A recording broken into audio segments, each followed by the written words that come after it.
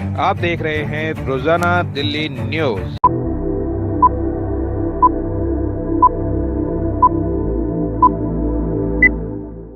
मेरे बच्चे को मौत के घाट उतार देते। मेरी गाड़ी रोकी गई, 50-100 कम से कम मुसलमानों ने मेरी गाड़ी पर चुपड़ गए, पथराव करा, ब्लैंक गोलियां चला रहे हैं कट्टों से। हमने देखा जब कश्मीर फाइल मूवी देखी थी ना हमने, तो हमारा खून ना खोल गया था हमारा उस टाइम।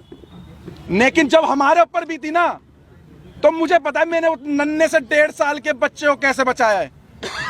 मैं मर जाता, मेरा बच्चा मर जाता, या मेरी वाइफ मर जाती, अगर भगवान मेरा राम अगर मुझे बचा लेता ना, तो मैं इस देश के संविधान, इस देश के कानून को साइड में कर देता। अगर मेरा बच्चा मर जाता, जहां पर इस देश का संविधान हमारे बच्चों को और हमारे परिवार को, सनातन को नहीं बचा सकता, जहां पर ये पुलिस आर्मी और हमारे देश को नहीं बचा सकती, आईपीसी धारा ही नहीं बचा सकती, जहां पर पुलिस वालों पे गोली चल रही है, जहां पे बड़ी बड़ी अधिकारियों को मेवात जैसे एरिया में डंपरों से कुचल दिया जाता है, तो वहां पर इतनी बड़ी यात्रा हो रही थी, 1 से 1.5 लाख व्यक्तियों की, सनातनियों की पूजा करने जा रहे थे, आराध्य करने, अपने आराध्य भोले शंकर जी की। तो वहां पर आर्मी कहां गई, आपकी पुलिस प्रोटेक्शन कहां गई? 500 पुलिस वालों से 1.5 लाख बंदों की सुरक्षा आप करवा रहे थे। मैं आपको सच बता रहा हूं, मैं कोई आपको झूठ नहीं बता रहा। जब मेरी गाड़ी में आप गाड़ी में कितने लोग थे, आप किस तरीके से, कितने बजे की गाड़ी में हम 7, अचानक क्या हुआ वो बताइए। हम लोग 7 से 8 जने थे। जैसे ही हम लोग बरगली चौक वाले रोड पे जैसे ही हम लोग आगे की तरफ बढ़ते हैं, तो हमें दिखता है कि कुछ लोग बाइक के पास खड़े हैं, 6-7 बंदे बाइक ठीक कर रहे हैं। हमें थोड़ा सा शंका हुई कि 6-7 बंदे बाइक ठीक कर रहे हैं। आगे एक ऑटो, कम से कम 10-15 बंदे ऑटो ठीक करने में लग रहे हैं। एक ट्रक, एक डंपर के आगे उन्होंने बाइक को लिटा रखा और ट्रक वाले की गरवान पकड़ रखी है। सब एक प्री प्लान था कि एक हवा बना रहा था कि भाई लगे किसी को कि हम लोग ये हादसे में खड़े हुए, लेकिन वो हादसे में नहीं थे। वो पूरा एक फ्रेम बना करके घेरने की इंतजार करते, जितने अंदर जा रहे हैं जाने दो, उसके बाद एक एक की लाश वहां से निकलती। 70 से ज्यादा गिरफ्तारी हो चुकी है, क्या लग रहा है? 70 से ज्यादा लोग थे, लाखों आदमी इसके अंदर इन्वॉल्व है, लाखों आदमी।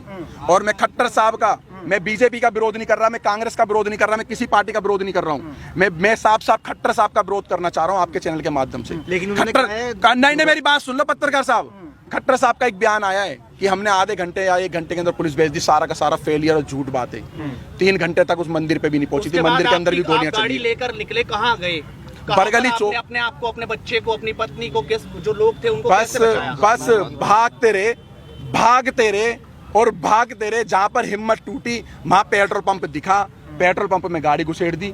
मैं उन अंकल जी का एहसान जिंदगी भर नहीं भूलूंगा, मेरे को और मेरे परिवार को, और उन्होंने मेरे पीछे बैठे हुए व्यक्ति को, जो किसी के बच्चे थे, किसी माँ के लाल थे, उनकी माँ की आंखों की टकटकियां लगी हुई थी, मेवात में मेरे बच्चे गए, वहां पर हमला हो रहा है। उन अंकल का धन्यवाद करना चाहूंगा। अंकल ने बोला डरो मत, गाड़ी यहाँ लगाओ, किसी माई के लाल में दम नहीं है जो इस पेट्रोल पंप की सीमा पार कर जाए। पेट्रोल पंप पे आए और रेकी कर रहे थे बाइक और कार से पेट्रोल पंप के सामने कि हाँ यहाँ ये लड़ फंसे हुए हैं ये सारे के सारे। और हमने भगवा, यही कपड़ा चेंज नहीं हुआ मेरा कल से, यही कपड़ा है मेरे पास, यही। इसको देख के टारगेट कर रहे थे कि अगर वो सारे का 200-250 की संख्या में आ जाते तो हमें पेट्रोल पंप पे ही मार देते, तो पेट्रोल पंप पे भी आग लगा देते। गोली भी चली? मेरी गाड़ी पे गोली नहीं चली, मेरी गाड़ी के सामने से बिल्कुल गोली गई, हवा में गोली फायर करी उन्होंने कट्टों से। और ऐसे वेपन उनके हाथ में थे, जो दिल्ली पुलिस के भी हाथ में ऐसे हथियार नहीं थे, आर्मी वालों के पास भी नहीं होंगे। मैं कहा दिल्ली पुलिस, हरियाणा पुलिस के हाथ में ऐसे हथियार नहीं थे, इतने बड़े बड़े आतंकवादी हैं ये सारे के सारे। मैं आपको बता देता हूँ शुरुआत कहाँ से हुई है। हम फरीदाबाद से जब निकले हैं अपने वाहन से, इनकी गाड़ी हमारे से आधा घंटा लगभग पीछे थी, आधे से पौन घंटा, किलोमीटर के हिसाब से नहीं बता सकता, मगर जिस समय हम लोग वहां से जा रहे थे, रास्ते में हमारी गाड़ी के पीछे 2-3 बाइक वाले लगातार चल रहे थे, जो फरीदाबाद से नूह और मेवात तक थे। हमें शक तो हो रहा था कि शायद हमारा पीछा करा जा रहा है, हमारी रेकी हो रही है। हमारी किसी भी टीम के पास किसी तरीके का कोई भी ऐसा सामान और ऐसी चीजें नहीं थी। अगर होती तो हमारे पास महिलाओं और बच्चों को हम नहीं लेके जाते।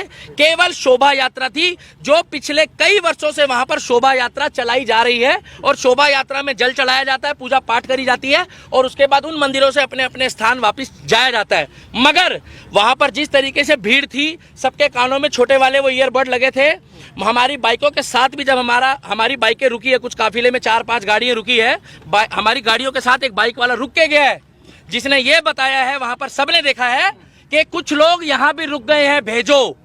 जब हमारे को बोला गया कि ना तो आप यहाँ से निकल जाओ, पीछे पत्थरबाजी हो चुकी है, और मेरे पास एक वीडियो भी है जब हम लोग वहां से निकले हैं, मैं अभी वो क्लिप नहीं दिखा पा रहा मोबाइल में, उस वीडियो में उस व्यक्ति ने साफ बताया कि सर यहाँ से आप चले जाओ, वहां पर प्लान बन चुका है कि कुछ लोग आगे फंसे हुए हैं, वो आ रहे हैं। और वो व्यक्ति ने खुल के बताया मगर मेरी बाइक का नंबर मत दिखाओ। दूसरी बात यह है, हमारे आसपास से पत्थरबाजी हुई है, वहां पर बुजुर्गों ने चलाए हैं, महिलाओं ने चलाए हैं।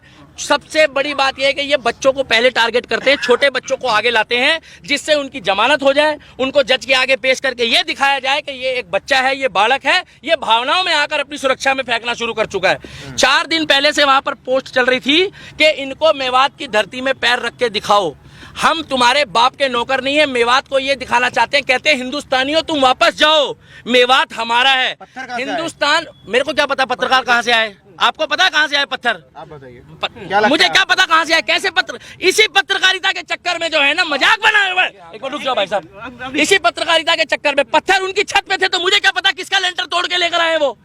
4थी मंजिल से पत्थर कहाँ जाएंगे, कौन एक ईंट उठा के 4थी मंजिल में जा रहा है? बाइक का शोरूम लूटा जा रहा है, हिंदुओं की दुकानों को टारगेट किया जा रहा है, और केवल वहां पर जब दिख रहे हैं मुसलमान, एक जगह कहा जाता है मुस्कुराइए आप लखनऊ में हैं, और एक जगह कहा जाता है बच के रहिए आप मेवात की नगरी में हो। ये फर्क देखा जा रहा है। पूरी तरह से फेलियर था, बिल्कुल फेलियर था। अगर अनिल विज की वहां पर 700 पुलिस थी, 700 पुलिस उन्होंने बताया है, उनके हाथ में हथियार थे जो सरकारी होते हैं संवैधानिक तौर पे, वो सारे बेकार थे, बोकस थे, कहीं कोई लाठीचार्ज नहीं हुआ, वो मूक दर्शक थे। आपके पास वीडियो क्लिप है, आप देखिए। और अगर ये लोग वहां डटकर खड़े नहीं रहते, हिंदू ये वहां लड़ने नहीं गए थे, ये पूजा पाठ करने गए थे, जितने हमारे सनातनी भाई है इनका बहुत बुरा हाल होता। और मैं आपको गारंटी दे रहा हूं, जो सरकारी आंकड़े अभी आ रहे हैं वो सरकारी आंकड़े ठीक नहीं है। अच्छा, घटना का सारा ठीकरा मोनू मानेसर पर फोड़ा जा रहा है। वो तो बोलने को तो मोनू मानेसर पे ठीकरा कश्मीर का भी फोड़ दो, फिर अगर मोनू मानेसर ने करा तो पश्चिम बंगाल में भी फोड़ो, हरियाणा में भी फोड़ो, उत्तर प्रदेश में भी फोड़ो, और आपका क्या नाम है जो मणिपुर में घटना हुई उसके लिए भी बोल दो। मोनू मानेसर का उस घटना से क्या लेना था? ना मोनू मानेसर हमारे साथ था और ना हमारा सनातनी होने के नाते उस समय कोई मतलब था। हमारा मतलब केवल इतना था कि एक शोभा यात्रा थी, जिस तरीके से मुहर्रम में सारे मुस्लिम एक होकर, जब यहाँ पर इन्होंने खुद नागलोई में दंगा करा, वहां कौन मोनू मानेसर था? वहां कौन सी आरएसएस की साजिश थी? वहां किसने बोला कि मोनू मानेसर का नाम लिया गया? अरे वो तो आपस में ही भिड़ गए। और भाई साहब, कलाम की सोच वाले हिंदुस्तान में मुस्लिम घट गए हैं, कसाब की सोच वाले बढ़ गए हैं। लिख के ले लो, 2024 में अगर मैं अभी भी कह रहा हूं कि बीजेपी को वोट मत दो, केवल उस व्यक्ति को वोट दो जो हमारे धर्म के लिए, क्या कर रहे हो भाई, जो हमारे धर्म के लिए बात करे, जो हमारे धर्म के लिए बात करे, जो सनातन धर्म के लिए बात करे। आज उत्तर प्रदेश में हिंदू की बेटी हो, मुसलमान की हो, सिख की हो, ईसाई की हो, 3 दिन पहले मुझे खुशी हुई कि अगर वहां पर कांवड़ यात्रा के दौरान भी कांवड़ियों ने कुछ उपद्रव मचाया तो योगी मॉडल ने वहां पर उनके ऊपर भी कार्रवाई करी है। विकास दुबे कौन जाति का था?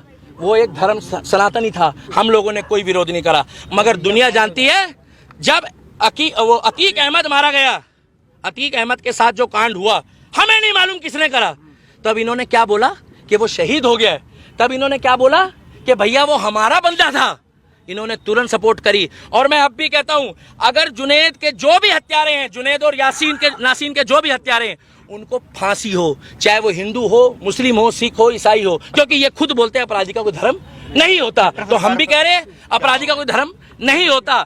अगर वो राजस्थान पुलिस ने मोनू मानेसर को क्लीन चिट दे दी, तो मोनू मानेसर की जो क्लीन चिट देने वाली सरकार है वो तो राजस्थान की कांग्रेस की है। हमारी मांग एक ही है, 2024 में मुझे नहीं लगता कि बीजेपी की सरकार, वहां पर खट्टर सरकार आएगी।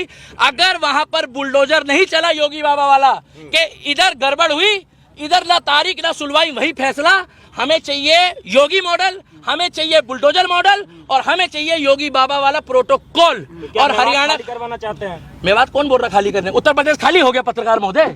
उत्तर एक मिनट मेरे को बोलने दो। उत्तर प्रदेश खाली हो गया। कौन मुसलमान परेशान है उत्तर प्रदेश में? कितने मुसलमान भागे वहां से?